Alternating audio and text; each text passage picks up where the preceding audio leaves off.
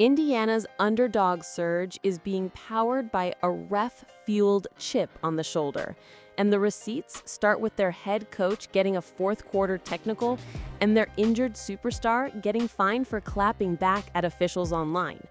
The common belief is that the Fever simply got hot and caught the dream napping, then rode the good vibes into the Aces series. But the superior reality is this: a series of officiating flashpoints on September 14, 2025, lit a fuse that the Fever turned into a full-blown identity, us against the world. And that shift in psychology changed how they defended, how they attacked, and how they sold the moment to fans. Today, we answer 3 questions. What exactly happened with the refs to start this fire? Why did those moments matter so much inside Indiana's locker room? And how did the Fever weaponize the narrative on the court and on social to flip a series and scare the defending champs? We pulled the official play-by-plays and box scores, logged the press conference timestamps from September 14th and 18th, reviewed the referee assignments, and cross-checked the fines and injuries to make sure the story holds up. So, what happened, specifically, that sparked the us against the world mentality? Start with Game 1 in College Park on September 14th. The Fever lose 80-68, but the temperature of that game wasn't on the scoreboard. It was on the sideline. Stephanie White burned both of her first-half challenges and won them, a subtle but telling admission that her bench saw real missables early. Late in the fourth, with the game still within 2 possessions, the dam broke. White went at the crew and ate a technical. Cameras caught players restraining her. In the press room minutes later, she distilled her frustration in 2 words that landed like a gavel: make it make sense. That's not a random soundbite, it's a framing device. When a coach wins both challenges and still leaves Game 1 feeling like the whistle tilted key possessions, the players don't just hear it, they feel permission to play with defiance. That tone was set before the team ever watched film. Now, here's where the narrative jumps from sideline heat to franchise-wide gasoline. Indiana's biggest star, Caitlin Clark, ruled out for the season on September 4, wasn't even in uniform. Yet after Game 2, she commented under the Fever's own celebration post, "Refs couldn't stop us." The league hit her with a $200 fine, which she mocked with a laughing, "got fined $200 for this, LOL," and a promise that the bench mob would be even rowdier. That tiny penalty was a gift. $200 is couch cushion money to the face of the sport. It transformed a dry rulebook violation into a rallying meme. When your superstar is sidelined and still finding ways to needle the discourse, she's telling the locker room, "We say what we think, we don't apologize, and we move on." White's technical set the tone. Clark's fine turned it into a slogan. But did it actually change the basketball? In Game 2 on September 16th, Indiana blew the doors off Atlanta, 77-60. The details matter. The Fever took and made every free throw they earned that night, 15 for 15, and they controlled pace through body blows, not highlight threes. That is the on-court expression of a team that decided to get downhill, take contact, and force adjudication. Then came Game 3, the do-or-die on September 18th, where they closed 87-85 on the road. Again, look past the fireworks to the plumbing. 24 free throw attempts for Indiana to Atlanta's 11, and Kelsey Mitchell living at the line, 7 for 7. If your identity is us against the world, you don't avoid the whistle, you attack it. You test the refs early, you keep them busy late, and you put the onus on them to bail you out or break your rhythm. Indiana didn't whine their way into foul shots, they forced the game to be officiated. The counter-argument is that this is just outcome bias, that the Fever would have won regardless. But the timeline undermines that. Game 1's pressure cooker ends with a coach tee and a controlled press conference message. 48 hours later, the Fever's aggression spikes and they dominate.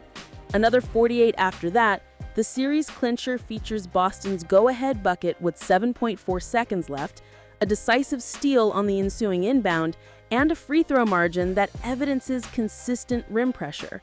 That's not random variance. That's a team choosing a posture and then living inside it. The psychology piece is where this story becomes a blueprint rather than a footnote.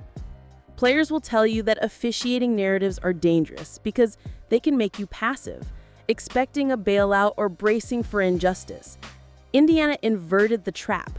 White's public irritation didn't become a hiding place, it became a throttle.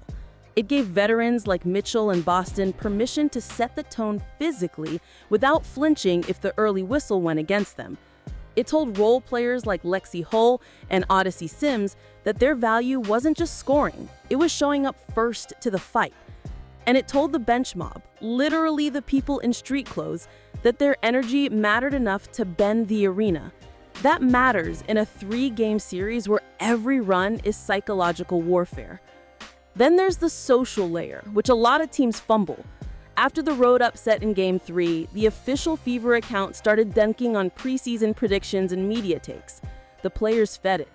Clark flashed a giant W toward booing fans. The message wasn't subtle. You didn't believe, and now you have to watch. In a league where online discourse drives as much narrative as post-game shows, Indiana's embraced villainy turned external noise into fuel. It made fans feel like co-conspirators and put opponents in a bind. Ignore the chirps and look soft, or engage and feed the cycle. Either way, Indiana controlled the frame. Receipts keep stacking. Game 1's crew assignment, Roy Golbian, Marge Forsberg, and Marcy Williams became part of the fan conversation after the 2 successful challenges and White's tech. Game 3's crew, Tierra Cruz, Isaac Barnett, and Kevin Fahey, oversaw a whistle that rewarded paint pressure and fourth-quarter nerve. That's not to imply bias. It's to illustrate that Indiana learned the officials and then mapped their attacks accordingly. Smart teams do it quietly. Savvy teams do it loud enough that the next crew arrives aware of the story the league just lived through. Indiana chose the second path. Meanwhile, injuries fortified the underdog mythology. Clark ruled out on September 4 after a groin injury and later an ankle bone bruise. Damaris Dantas listed in concussion protocol, Sydney Colson, Ari McDonald, and others absent or limited. The fever dream of a healthy roster didn't exist, and everyone knew it. When an injury list looks like a rotation, us against the world stops being a slogan and becomes math. It justifies the audacity to win a series on the road against a 30-win team and then walk into Las Vegas with a straight face and steal Game 1 by 16. That aces punch, by the way, is where the narrative crossed into reality.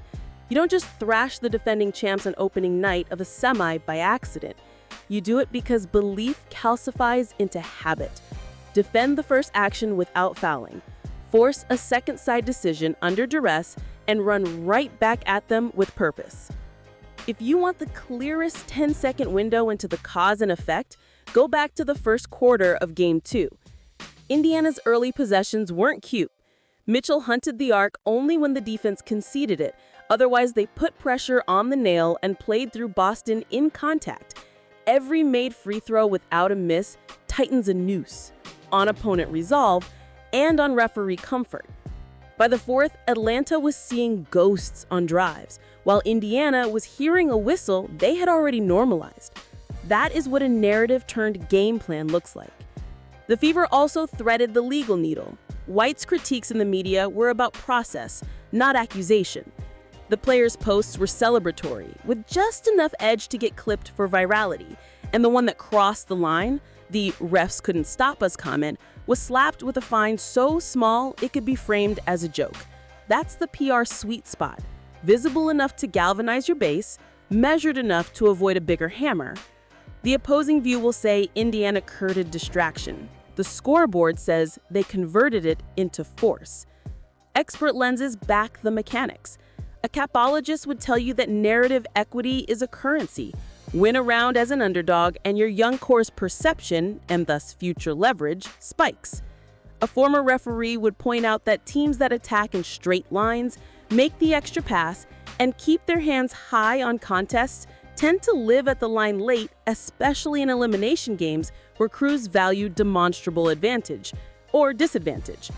Indiana looked like they had been coached on that subtlety for 3 straight games. So how does this carry forward? 2 ways. First, the Fever learned in public how to metabolize grievance into aggression.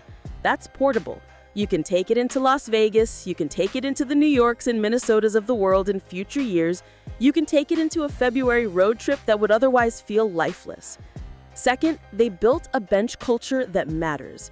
When the superstar is in a hoodie and still dictating tempo of the gym, of the timeline, of the post-game room, you're not waiting for a savior. You're auditioning for her return. That changes who you are when she's back. Let's close the loop on expectations. You wanted to know what happened with the refs, why it mattered, and how it turned into wins. What happened is specific.